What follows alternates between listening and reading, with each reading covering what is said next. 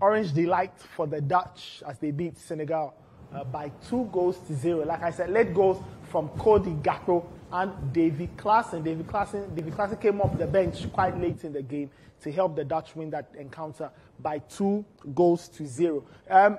Before I get Susu's thoughts and Daniel's thoughts, let's have a look at the stats from the encounter, and then we build our conversation from there. There you have it. Interesting. Susu, again, the XG. The XG, when you look at the XG, it doesn't point to a game that ended 2-0 in favor of the Dutch at all. No, it really won't. And even the shots on target, they had only 3. And one of them being the save that led to the second goal. Yes. So it's really almost like Mendy didn't have much to do in terms of saving shots, probably claiming cross-end account. He did that adequately, apart from the Gakpo one. So it was very unfortunate. Because if you look at these stats, it was a close game in the sense that there wasn't much between it. The Dutch maybe had a bit more pressure on the Senegalese box, but in terms of getting shots away, making the keeper work, the Senegalese were better off. So it was a very balanced game. It could have gone either way when you look at it this way, but just a key moment where Mendy missed the ball and Gakpo got the header. I honestly believe if Mendy had stayed on his line and Gakpo had tried to head that ball, he could have got the save.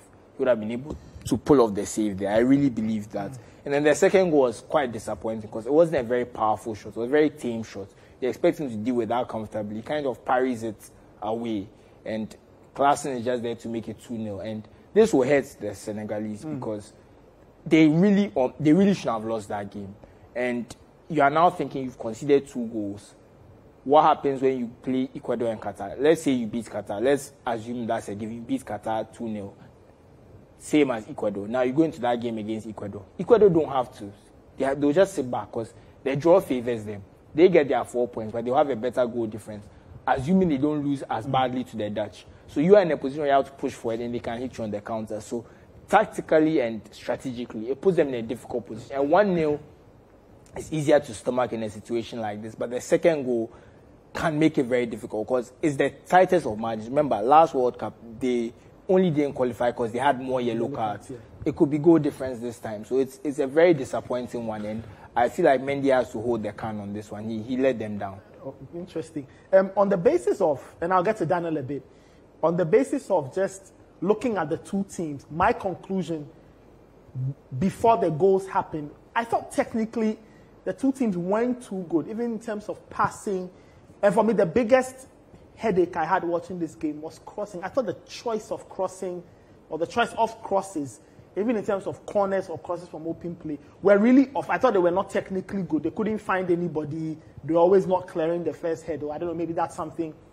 No, I did notice that when I was kind of looking at their stats, or the cross percentages were very low for both teams. And both teams did try to cross a lot in their game plan. I mean, like we said before, the Senegalese love to play through their wings. So Ismail Assar and Crepin Diatta are their main attacking outlets. So they will try and get the ball into the box. But it was just difficult for them because, you know, when the Dutch are playing with Delete, Van Dijk, and Nathan Ake. Ake is 6 foot, so he's a bit short for a centre back. But Van Dijk and Delete are big guys, so it makes crossing pretty difficult.